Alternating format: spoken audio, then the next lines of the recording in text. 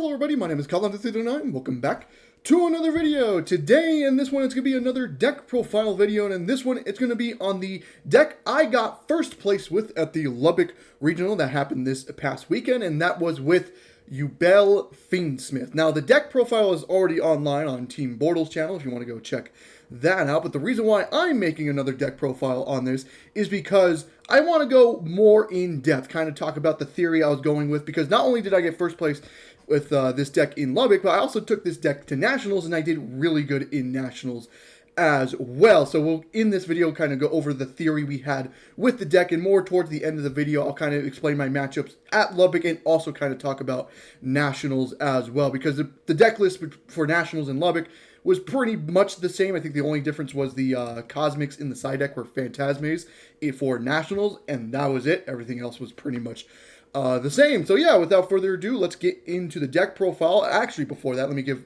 two shout-outs. Number one, to Christopher Brandenberry for convincing me to go to Lubbock in the fucking first place, because I didn't even want to go to Lubbock. I was just tired, and I was like, it's a week after Nationals, I really don't want to go.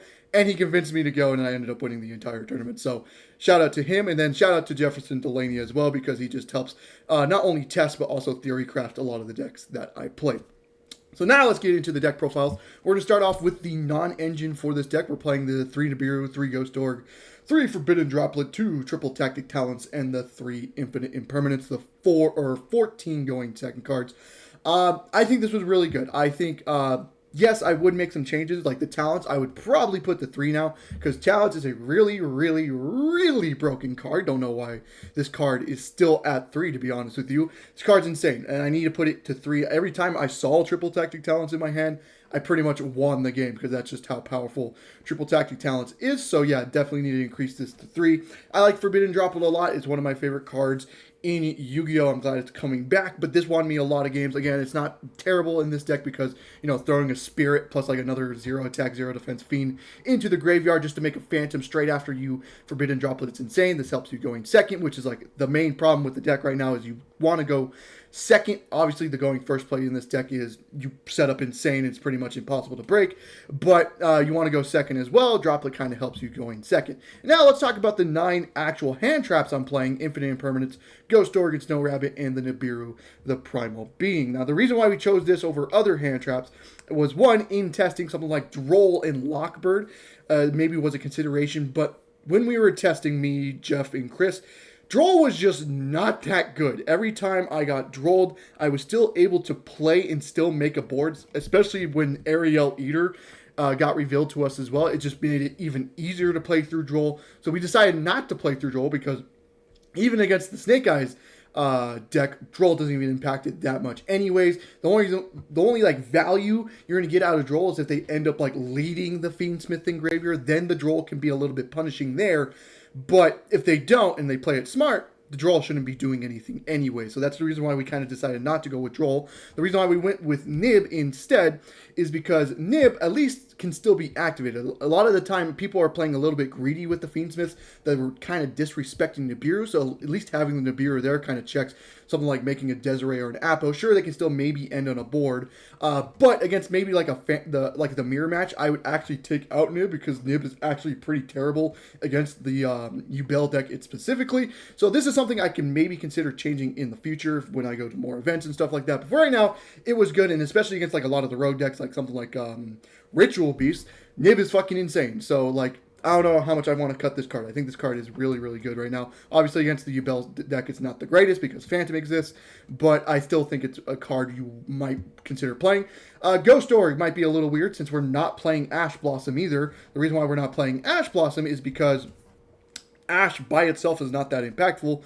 It really isn't. Ash by itself does not do anything, so we wanted to play cards that even drawing as a 6 card isn't terrible. Technically, the Nib is like the worst part of it, but even then, if people get a little greedy with like the Snake Eyes combo on your turn, Nib can actually be activated on your turn, which is kind of wild. But the reason why we went with Ghost Org is because there's a lot of cards in the format like Apo and IP Masquerade and Desiree that have to stay onto the field. Also, if you're versing like the Mirror, hitting the Soul Rage is pretty insane as well. So this card was really good. I honestly don't want to cut it. I think this card was really good all day. Every time I saw it, I was kind of more in a confident position. And then obviously Infinite Impermanence, I think it's one of the best hand traps in the format. I don't think, whatever deck you're playing, I think you do have to play the Infinite Impermanence. It's really good. Now let's not talk about the non-engine anymore. Let's actually get into the engine itself. Samsara D Lotus. We are playing 3 of this. This is one of the most important cards for the deck. You have to play 3 of this because it gets you to the Spirit, which Spirit gets you to everything else that needs you to get to. Also is a negation. A lot of people do forget that bottom effect is when your opponent activates a monster effect. Quick effect, tribute this card, and then destroy a Yubel monster on the field. Now, it does say on the field. I think in the mirror match, this actually goes reciprocal, but I could be wrong about that, so correct me in the comments if I am wrong about that. But that's really cool in the mirror match if it does work like that. Now, that never happened to me at either Nationals or the Regionals, so I don't know if that's really correct. But really good card. You do have to play 3 of this. We're only playing the 2 Beckoning, and considering what happened, I don't think I really want to play this at 2 anymore. Maybe even put it to 1, because I am not playing the 1-for-1, as you can see in the deck, which you might be thinking that's like one of the most important cards of this deck. It can get you to Samsara, it can get you to Gruesome if you really want to get to Gruesome, or it can get you to the Fabled Lori. But the reason why we decided not to play it was because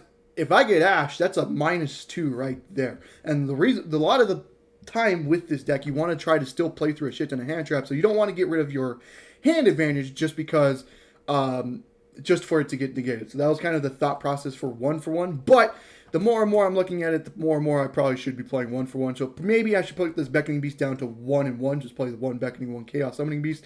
But the 2 and 1 was perfectly fine. Again, the 1 card Beckoning Beast combo is still 1 card combo if it goes through. But a lot of the time, people are hitting this card. They know what this card does now. They know it gets you to a shit ton of bodies and knows it gets you to opening, which is very important for the deck. So people are going after the Beckoning Beast now, which is like really brutal. But if it does go through, it pretty much wins you the game. This card is fucking insane. Love this card a lot.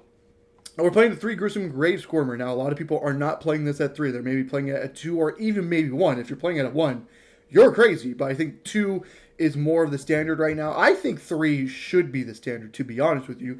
The reason why I'm playing it at 3 is because it's an extension play. So something like if you normal summon a Samsara and they get impermed, right? I'm not playing the Almirage or something like that. So Gruesome Squirmer is a lot more important for me to get to. So yeah, this card is very insane. I understand why they're playing it at 2, because there's a shit ton of ways to search it. You have Throne to search it. You have Pain to search it. Like, oh my god, timed out to do it due to inactivity. Okay, let me load back up into Dueling Book real quick, if it doesn't take fucking forever. But what, like I was saying, the Gruesome Gravescormer is super important to the deck. Yes, it is searchable a lot, but I would like to just have this in my opening hand just so I can play through more hand traps.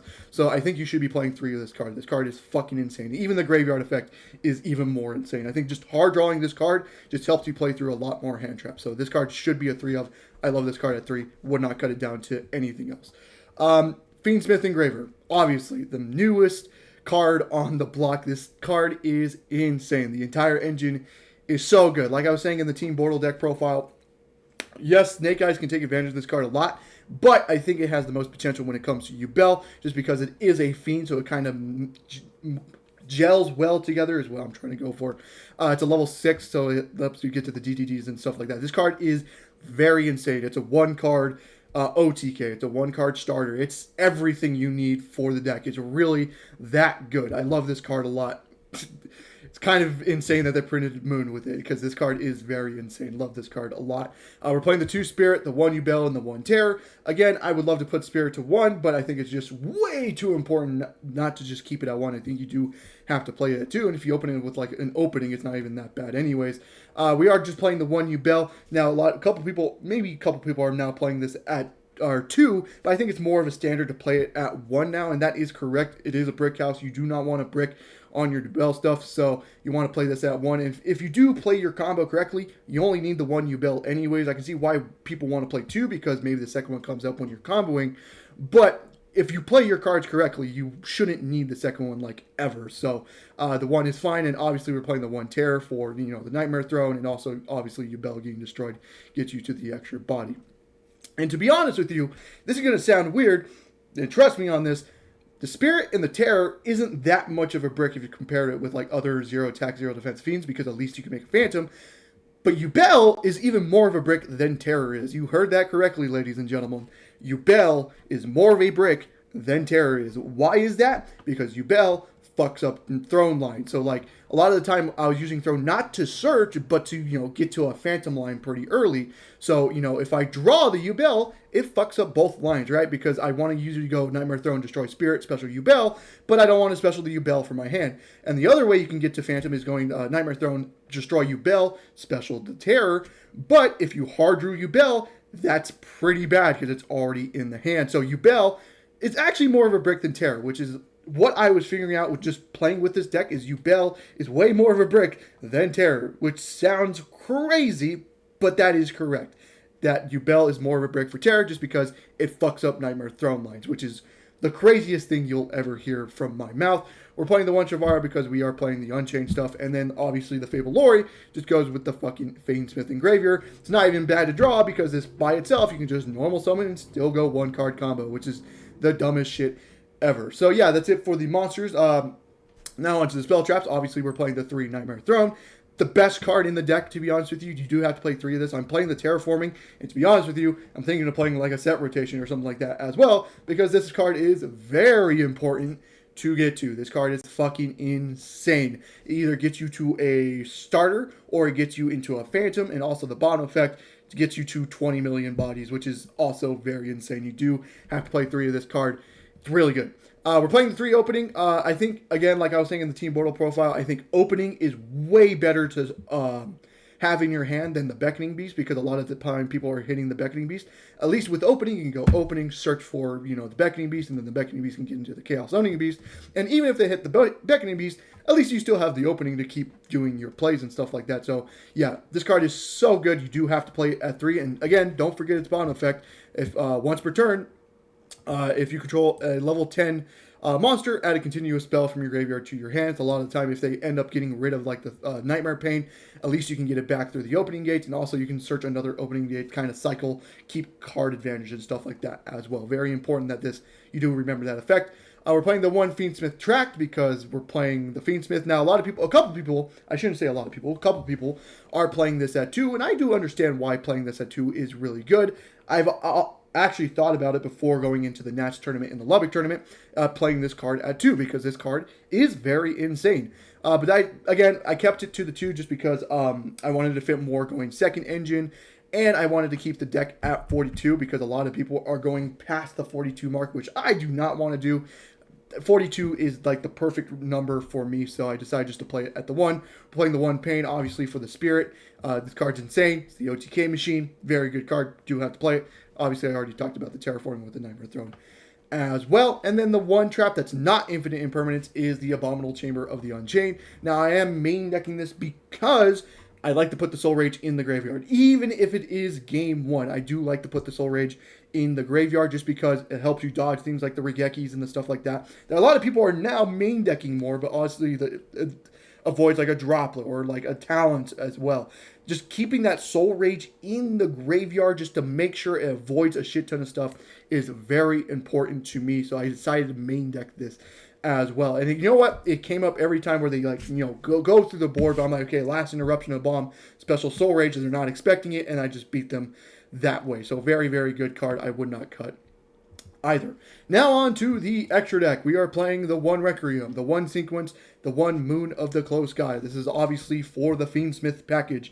Again, the only thing I hate about the Fiendsmith stuff is it makes the extra deck just so tight, because there's a lot of cards you can put in here, but the fact that you're limited to 15 cards in the extra deck makes this terrible, because it makes your extra deck just super tight. But we are playing this. I think if you are playing the Fiendsmith stuff, you do have to play this. And obviously we're playing the Lacrimosa as well, which just pairs well with the Sequence Fusion Summon as well. It gets you to a shit ton of bodies. It gets you full combo. Again, the 1 card Engraver is a full combo thanks to this extra deck. We are playing the Ariel Eater with the Fiendsmith stuff as well as just another fusion summon target, because this card is Beatrice for the deck. I don't know why the fuck they printed this. I don't have to play Beatrice anymore, which is one of the cards I actually hated playing when testing before Nats. But then they revealed this card, and I'm like, damn, this card's fucking insane. We're playing this card instead. So I'm not playing the Beatrice to do any bullshit shenanigans. We're just playing the Ariel Eater if I don't have a way to Yubel. Ariel Eater is my way to Yubel. Helps you play through a Droll and Lockbird as well, because you can dump like Shavara, gets you access to the Shavara stuff as well. So this card is very good. You do have to play it. Not playing the Necroquip Princess though. A lot of people are, and I do understand why, because it makes it where if you draw like the Lori, it can make it where the Lori is still a 1-card combo, but I decided not to play it because, one, the extra deck is super tight, and Necroquip Princess I just don't value as much. But two, there's a shit ton of ways to get to other bodies in the deck, and honestly, you just need like an Engraver plus any other body, which is not hard to get to in this deck. So I decided not to play the Necroquip Princess in that situation. And then we're also not playing the Desiree, like I said in the Team Bortle profile. When testing with Desiree, the problem with Desiree is every time you had to commit so many stuff to Desiree. You need the Fiendsmith Engraver plus 2 other Light Fiends. That is a lot of bodies just to make the one guy, right? So that's kind of the reason why we're not playing the Desiree in the deck. But another reason why is because if you do get hand trapped, a lot of the time it's super hard to get to Desiree anyways. If you get like a double hand trapped, it's super hard to get to Desiree in that situation anyways. So I decided not to play the Desiree because I was expecting more hand traps than board breakers right now. Now that could change going later into the format, so maybe Desiree goes back into the deck later. But right now, with everyone playing as many hand traps as they are, I think Desiree just isn't that impactful. I think if you're playing Snake Eyes, you do play Desiree because you can get to a shit ton of bodies anyways. But I think in this deck, especially when you get hand trapped, Desiree just doesn't come up that much. I feel like the DDD comes up way more often. But we'll talk about the DDD in just one second. Now onto other Link monsters we're playing. We're playing the SP Little Knight because it's SP Little Knight. It's the best card in the extra deck. You do have to play this card. The Unchained package. We're playing the 1 Yama, the 1 Soul Rage. We are playing the Anguish because Anguish is insane going second. This card, very, very good. I understand why people are cutting it because, again, people are trying to fit in the Necroquip, trying to fit in the Desiree, trying to even fit in something like a Muckraker as well. But I want to go second with this deck as well, and the Anguish into Axis co-play helps you going second and also helps you break a field and stuff like that. So that's the reason why I decided to keep this in the extra deck. And obviously we're playing the Appaloosa as well. It just helps you do your first turn board, makes it impossible. It's a very good card. This card probably will get banned in the next list, to be honest with you. We're playing the 2 Fiendsmith Yubel because it's Fiendsmith Yubel. This is the whole reason why you play this deck. This card right here is the reason why this deck is so good right now. Is because Phantom is fucking broken. This card is so fucking good. I would play 3 of it if we had the extra deck, but we don't have the extra deck, so 2 perfectly is good enough. We're playing the Vrados. The Vrados is the Omni Negate of my choice. We're not playing the Desiree, playing the Vrados.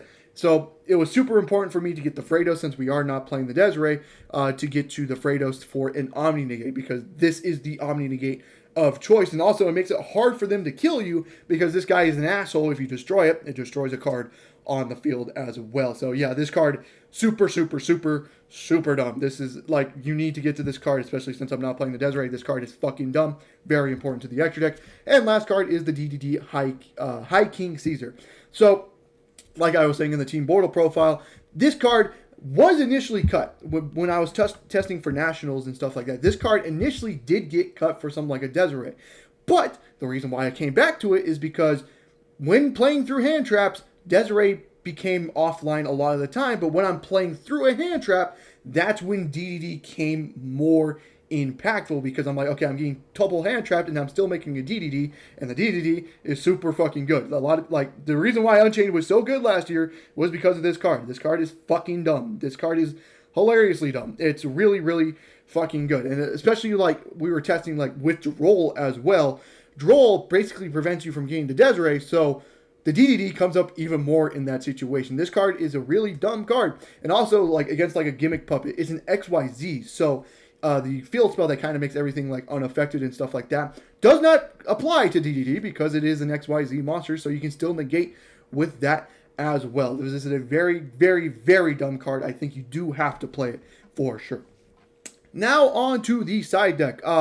This is where the most improvement can happen. I feel like the side deck is where I can improve a lot. We're playing the 3 Molchummy. I don't think you need to cut this card, though. This card is fucking dumb. I am not main decking it because, obviously, it doesn't do anything going first. But going second, this card is fucking dumb. Every time I went second, this was automatically coming in for Sure, Mochami is one of the best cards in the game right now. I don't know why the fuck they decided to print Maxi 1.5 because Maxi 2.0 is coming out in a couple months from now. So, yeah, for sure have to play this card. We're playing the Bestials as well, playing the Druis, the Magna, which is kind of a standard thing. And we're also playing the Baldrake. Again, the Baldrake matters for this deck specifically because this deck is already light and dark. So the second effect of Baldrake already comes up as well. So the 3 Bestials, again, we're playing this for like the Gimmick Puppets or the branded, decks that are trying to prevent you from not playing the game. This is what this goes in for. And obviously, if you're versing like the Yubel stuff, this also comes in against the Yubel. And the Fiendsmith is everywhere this format. This also hits the Fiendsmith stuff.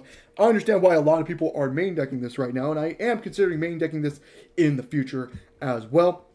We're playing the 2 Cosmic and the Feather Duster. So, like I was saying, in Nationals, I was not playing Cosmic. I was playing Phantasme instead. But Phantasme didn't really come up that much when I played in Nationals. So, when I went to Lubbock, I decided to play the Cosmics instead because I was more expecting like a Runic Stun or some back row shenanigan bullshit at a regional more than I am expecting it at a Nationals. But a lot of people are signing into skill drains and floodgates like anti-spell and shit like that. So you just want to be prepared. So I decided to put these in. And guess what? Round 1, I versed fucking Runic Stun. So they immediately just came up. So yeah, I'm glad I put these in for Lubbock. We're playing the 3 Solemn Judgment. This was kind of the idea for not playing the Desiree. We're going to play the Solemn Judgment instead to kind of stop things like Dark Ruler No More and stuff like that. But the more and more I'm thinking about it, the more and more I'm tempted to cut these cards out because I'm not playing Rivalry or Anti-Spell, which in hindsight, I think is a mistake. I think I should be playing those cards in my side deck somewhere. So those will probably go in somehow. I just haven't figured out what to cut for it yet. But Judgment is kind of on the chopping block right now. But because Anti-Spell and Rivalry are insane. I don't know why the fuck I was not playing, especially Rivalry, because Rivalry actually counts as a going second card as well against the right decks, right? So probably should be playing those cards somewhere in my side deck. So yeah, Judgment's probably on the chopping block, but that's the reason why Judgment was in here is because Game 3, when they side into bullshit like Dark Ruler and stuff like that, Judgment should be checking those cards. And then obviously the last card is Skill Drain because Skill Drain is fucking dumb. Don't know why this card is at 3. It's probably the next Floodgate that will get limited in the next list as well since they are hitting the Floodgates now.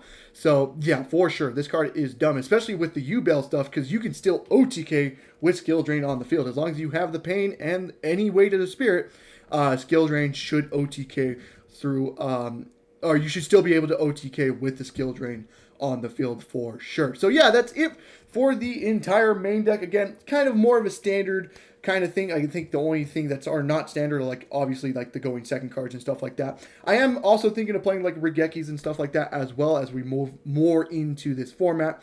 And again, this obviously can change. There's a lot of decks that aren't playing the Anguish or the Axis Code. People are playing the True Squirmers. Like, yeah, this definitely could be a little bit different. Obviously, 1-for-1's not in this deck as well, but I really love this deck, the main deck ratio for this. I think the side deck, and obviously I think I can improve on, and I think the extra deck is pretty much perfect as well. I really do love this deck a lot. So that is it for the deck profile. So now let's actually talk about the actual matchups like Nationals and Lubbock's and talk about what I kind of went through. So yeah, if you were here for the deck profile explanation, it is over now. So I'm now going to be talking about my experiences at Nationals and with the Lubbock, Texas regional. So we'll talk about Nationals first. So obviously, Fiendsmith just came out for Nationals, and I bought a case for this, and gladly we picked up a fucking entire playset for the Fiendsmith Engraver. So we decided to play this for Nationals, and Nationals was really, really fucking good. I did really good. Day 1, I went 7-2. My only losses was against Shifter. Yeah, I versed the Ritual Beast, but he drew Shifter both games. Like, that was the deciding factors. He drew Shifter, not the Ritual Beast cards. It was more, oh, you drew Shifter. That's unfortunate. Can't really. This deck does have a game plan for Shifters, kind of Spirit control, because a lot of decks that are playing Shifter can't really deal with the Spirit, but Ritual Beast is one of those few exceptions, right? Like, if you verse Tempai with Shifter, a lot of times Spirit is going to be an asshole for them, but Ritual Beast don't really care about the Spirit and stuff like that. But Shifter was kind of the problem, and my second loss was against Snake Eyes because I kind of fucked up SP Little Knight interaction. I shouldn't have activated SP, and he immediately punished it, and that's what ended up losing me the game. And then day two I did shit. To be honest with you, I went 1-2 on day 2, so my total record was 8-4. I got 169th place, which is very, very good. It was a 2,600 person tournament, so that's not bad whatsoever. But I did lose my final round. I did maybe have a chance to top at X3 still if I did not lose the final round, because I think there was 5 X3s at National that ended up top 64ing, and then one of my tiebreakers got 10th place in that tournament as well. So I did have a good tiebreaker going into the final round, but I ended up losing against Gimmick Puppet FTK because game 3, I look at my hand and it's just fucking nothing, just straight brick. So, you know, that's unfortunate. So even though I didn't end up topping the national tournament, I still ended up doing really, really good. 169th place is nothing to shake your fist at, or some, whatever the saying for that one is. But after the national tournament, Lubbock was literally the next week. I didn't know Lubbock was the next week, but I did not plan to go whatsoever because I was like, it's a week after nationals, so who's really going to be there? Not that many people were there, but my Christopher really wanted to go to Lubbock, and he just pestered me all day Friday, just like, hey, we're going to Lubbock, we're going to Lubbock, we're going to Lubbock, and he eventually just broke me down. We decided to go to Lubbock, and thank God, because I did win the tournament for Lubbock, which was very, very insane. Now, it wasn't that many people there. I think it was ended up like 57 people, which, again, it's a week after nationals, so it's not surprising that not that many people showed up. But it was only a 6-round tournament, but, you know, I still have to fucking go undefeated for 6 rounds, you know. Round 1, I did, like I said, round 1, I did versus Runic Stun. Game 1, he just took the game off me because I really don't have a main deck out to the Runic Stun stuff.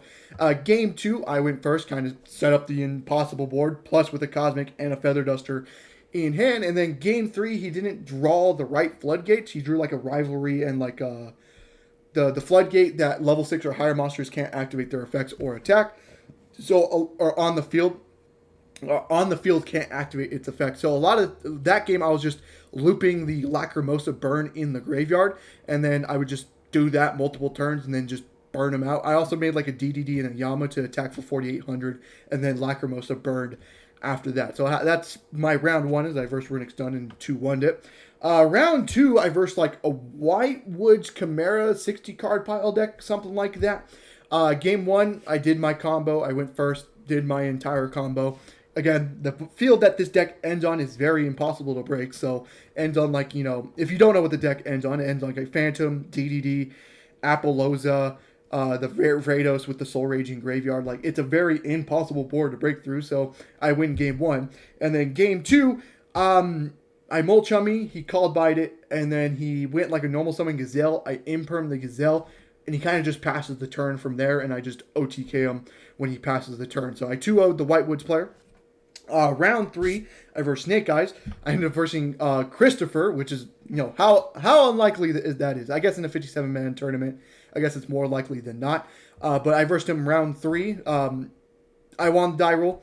Game 1, I set up the impossible board. Game 2, he sets up his impossible board. In game 3, I set up my impossible board through Molchummy, Ghost Org, and Imperm. So, yeah, that ended up winning 2-1 against Christopher. Round 4. What did I verse round 4? I versed Chris round 3. Round 4. What the fuck was round 4? Oh, I versed Yubel. I versed the mirror match. Game 1, I went first. Set up, he hand trapped me. I talents look at hand, and then still ended up on the full board. So I full hand knowledge plus full board is, again, pretty much unbreakable. Game 2, he sets up his field.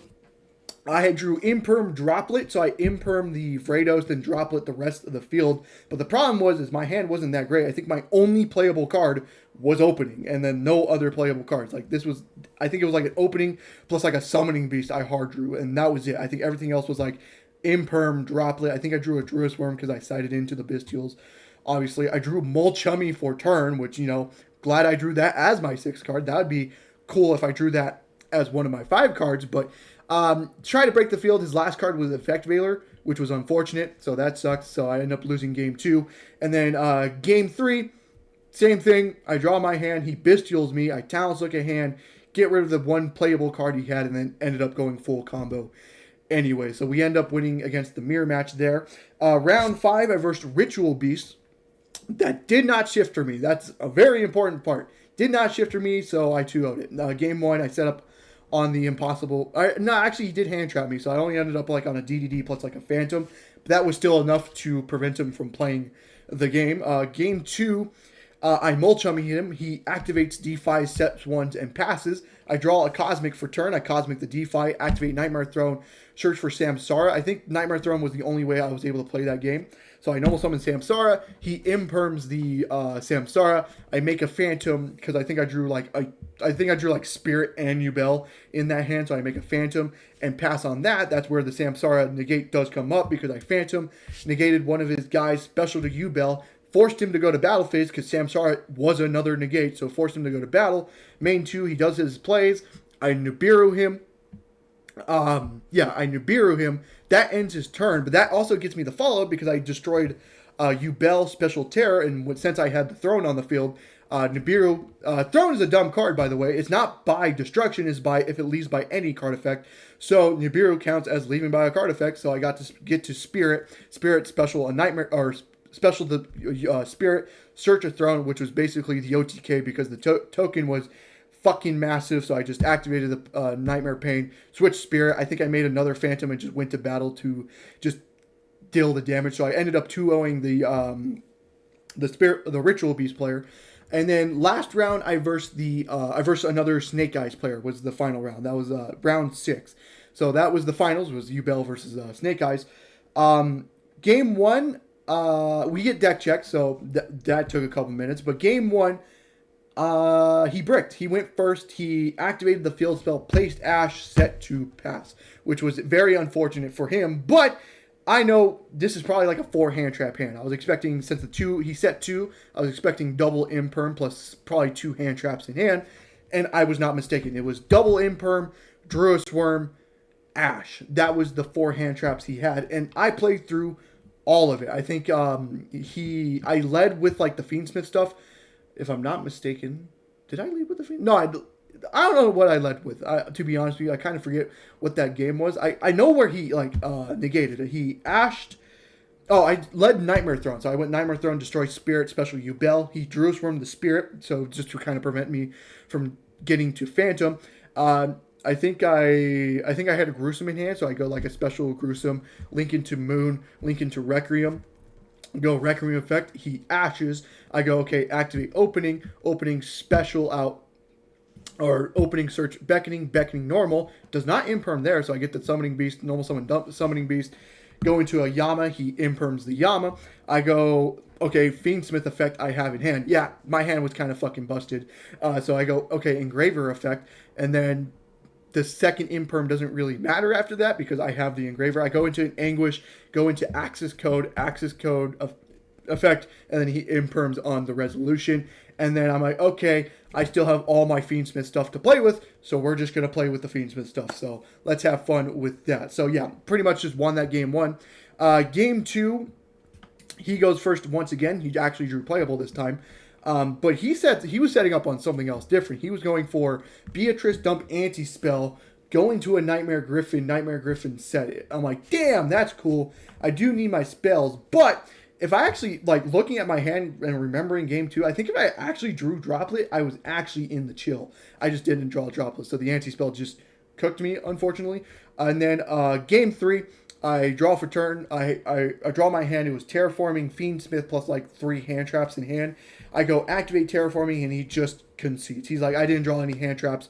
Good game. I'm like, fair enough. You don't have any hand traps. I have the most broken combo in the game with Terraforming and the Fiendsmith. I'm going to set up an impossible field to break with hand traps to back it up as well. So that was kind of my 6-round experience with Lubbock as well. So yeah, that is it for the video. I can see it's already at like 34 minutes, so I should probably wrap things up here. Again, if you are thinking about playing this deck, I think you should pick it up because I don't think it's really going to get hit that much in the next ban list. Maybe like a Phantom to limited to 1 or something like that. I do think they do need to hit this deck. If they go after Snake Eyes, I do think they need to go after this deck as well, just because this deck is also super fucking insane as well. So yeah, but if you are thinking about playing this deck, I think the deck is really, really good. But obviously the engravers are expensive, thrones are expensive, phantoms are also expensive as well. But I think the deck is really good to play right now. So I hope you guys did enjoy the video. If you did, leave a like and subscribe for more content on the channel. And I hope to see you guys